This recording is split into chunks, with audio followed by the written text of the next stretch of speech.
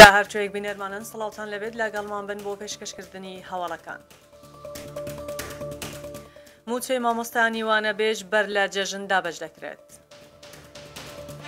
پرۆژەکانی قرتاوکردن و کۆنکرێتکردنی شەقامەکانی ڕواندز بەردەوامیان هەیە. بانکێکی نوێ بەشداری لە هەژماری من دەکات.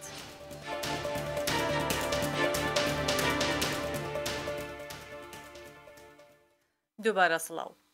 وەزارەتی دارایی و ئابووری حکوومەتی هەرێمی کوردستان ڕایگەیاند بانکی گەشەپێدانی نێودەوڵەتی IDB دەبێت بە هەشتەمین بانکی نوێ لە هەژماری من. ئێستا لە کاتی خۆتۆمارکردن دەتوانێت بانکی دڵخوازی خۆت لە نێو هەشت بانکی بەشداربووی پرۆژەکە هەڵبژێریت و بانکی دیکەش لە ماوەیەکی نزیکدا بەشدار دەبن. پرۆژەکانی بە کۆنکرێتکردنی ستامپ کۆنکرێت و دروستکردنی جۆگەی کراوە و کردنەوەی چەند شەقامێکی نوێی قیرتاوکردن و کۆنکرێتکردنی چەند شەقامێکی لاوەکی لە سەنتەری قەزای ڕواندز بەردەوامیان هەیە و سەرۆکی شارەوانی ڕواندزیش دەڵێ بەشێک لە پرۆژەکان تەواو کراون. چیای محەممەد سەرۆکی شارەوانی ڕواندز بە زاری کرمانجی ڕاگەیاند. قیرتاوکردن و کۆنکرێتکردنی چەند شەقامێکی لاوەکی لە سەنتەری قەزای ڕواندز بەردەوامیان هەیە و لە ئێستادا ئامادەکاری بۆ کۆنکرێتکردنی بەشێک لە شەقامی گەڕەکی گەردەگەرد بۆ بازاڕ کە نزیکەی 1500 مەتر دەبێت، هەروها شەقامی گەڕەکی گوڵان کە زیاتر لە 1000 مەتر درێژی و بە پانی 5 بۆ 6 مەتر دەکرێت. سەرۆکی شارەوانی ڕواندز دەشڵێت لە بەشێکی زۆری گەڕەکەکانی ڕواندز کارکردن لە پرۆژەکان هەنگاوی باشیان بڕیوە، لە ئەندێکی نزیکدا تەواوی پرۆژەکان تەواو دەکرێن. پرۆژەکانی قیرتاوکردن و کۆنکرێتکردنی چەند شەقامێکی لاوەکی و کردنەوەی چەند شەقامێکی نوێ لە گەڕەکەکانی نەورۆز و ڕاپەڕین و ناوڕەزان و دروستکردنی جۆگەی کراوە لە گەڕەکی ئازادی لە سەنتەری قەزای ڕواندز با گوژمەی 477 ملیۆن دینار لەسەر بودجەی پەرەپێدانی ئیدارەی سەربەخۆی سۆرانە.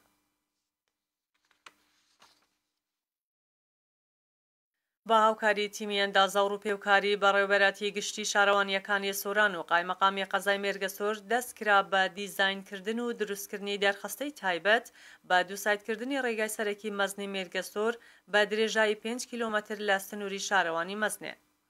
ئەندازیار مەنسوور عومەر میرخان سەرۆکی شارەوانی ناحیەی مەزنێ بە زاری کرمانجی ڕاگەیاند دیزاینکردنی شەقامی سەرەکی مەزنی مێرگەسۆر بە درێژایی 5 کیلۆمەتر کە هەر لە بازگەی مەزنێ دەست پێ دەکات تا سەرپردی هەرماوە. سەرۆکی شارەوانی ناحیە مەزنێ دەشڵێت داوامان لە وەزارەت و شارەوانی گشتی ئیدارەی سۆران کرد هاوکار بن لەگەڵ ئێمە. ئەوە یەکەمین قۆناغە ئەگەر دەست بەکارێک بکەیت دەبێت هەم دیزاینت دیار بێت هەمیش پارە. ئەو دوشتە هەردووکیان دیار کراون، بەس ماوەتەوە پێشکەشی بکەین دواتر دیڕاستە بکرێت و دەست بە شەقامەکە بکرێت. ئەندازیار مەنسوور عومەر میرخان سەرۆکی شارەوانی ناحیە مەزنێ گوتیشی زۆر پێویستە ئەو شەقامە بکرێتە دوو ساید چونکە شەقامەیەکی سەرەکیە و سەرەتای هاتنە بۆ ناو سنووری قەزای مێرگەسۆر لەگەڵ ئەوەش جوانیەک بە ناحیەی مەزنێ دەبەخشێت. بۆیە هەموو هەوڵێک دەدەم بە هاوکاری نووسینگەی مەلا مستەفا بارزانی ئەو شەقامە بکرێتە دوو ساید. نوێنەری گشتی مامۆستایانی وانەبێژ لە لێدوانێکی ڕۆژنامەوانیدا ڕایگەیاند هەفتەی داهاتوو پێش جێژنی قوربان شایستە داراییەکانی مامۆستایانی وانەبێژ بۆ مانگی سێی ساڵی 2024 دابەش دەکرێت. عەلی ڕەوف ئاماژەی بەوەدا بە پێڕێ نوێنی ژمارە 12 وەزارەتی دارایی ئەو مامۆستا وانەبێژانەی هەڵگری بڕوانامەی دیبلۆمن لە نێوان 250 بۆ 350 هزار دیناریان بۆ خەرج دەکرێت و بۆ هەڵگرانی بڕوانامەی بەکالۆریۆسیش 250 بۆ 400 هزار دینار بۆیان خەرج دەکرێت.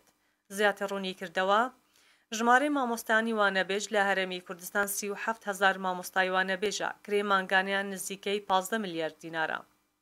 عەلی ڕەوف سەبارەت بە دامەزراندن و هەمیشەی بوونی مامۆستانی وانەبێژ گوتی تەنها یەک ڕێگە هەیە بۆ دامەزراندنی مامۆستانی وانەبێژ ئەویش ئەوەیە کە وەزارەتی دارایی هەرێم لیستی مامۆستایانی وانەبێژ ناو زانیاریەکانیان بۆ بنێرێت بۆ وەزارەتی دارایی عێراق.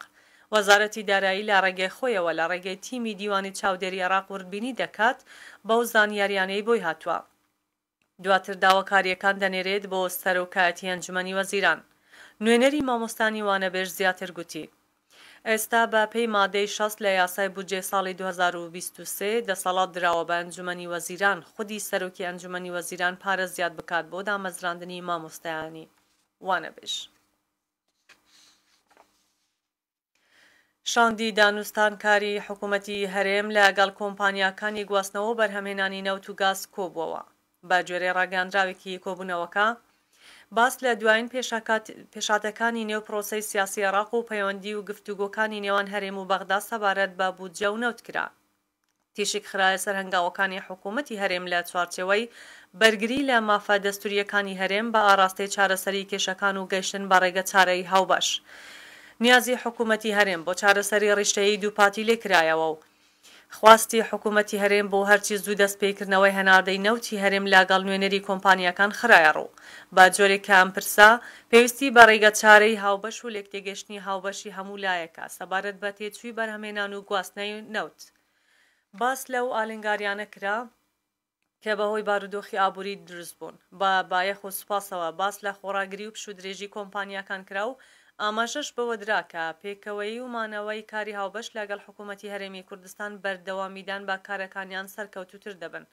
هەماهەنگی و کاری هاوبەشی نێوان حکوومەتی هەرێم و کۆمپانیەکان بە پێویستدانرا لە پێناو دەستپێکردنەوەی هەناردنەکردنەوەی نەوتی هەرێم کە کاریگەری زۆری دەبێت لە سەربژاندنەوەی ئابووری هەرێمی کوردستان و عێراق. لە دوا هەواڵ بەرپرسێکی وەزارەتی بازرگانی هەرێمی کوردستان وردەکاری ناردن و خەرجکردنی بڕەپارەیەکی گەنمی جوتیارە ناشکرا دەکات و دەڵێت 6 ملیار دینار هاتووە و دەست بە خەرجکردنی پارەکە دەکرێت. نەوزاد شێخ کامیل بەڕێوەبەری گشتی بازرگانی لە وەزارەتی بازرگانی و پیشەسازی هەرێمی کوردستان ڕایگەاند لەگەڵ ئەوەی گەنممان وەرنەگرتووە بەڵام لەلایەن بەغداوە 6 ملیار دینار پارەی گەنمی جوتیارانی هەرێمی کوردستان نێردراوە و دەست بە خەرجکردنی دەکرێت. ئاماژەی بۆش داوە کە گەنم وەرگیرا بە چەند ڕۆژێک دوای وەرگرتنی پارەکە دابەشی سەر جوتیاران دەکرێت و هەفتەی داهاتوش دەست بە خەرجکردنی پارەکە دەکرێت. بۆ هەر تۆنێ گەنم بڕی 850,000 دینار دەدرێت و حکوومەتی عێراقی بڕیاری داوە 700,000 تۆن گەنمی جوتیارانی هەرێمی کوردستان وەربگرێت. بەڕێوەبەری گشتی بازرگانی ئەو شێخستە ڕوو دوای ئەوەی ئەو 6 ملیار دیناری هاتووە خەرج دەکرێت بە پەیوەرگرتنی یاخود گەنم بەڕە پارەی دیکەش قۆناغ با قۆناغ دەنێردرێت. هەواڵەکانی کاتژمێر 11مان پێشکەشکردن. هەر شاد بن.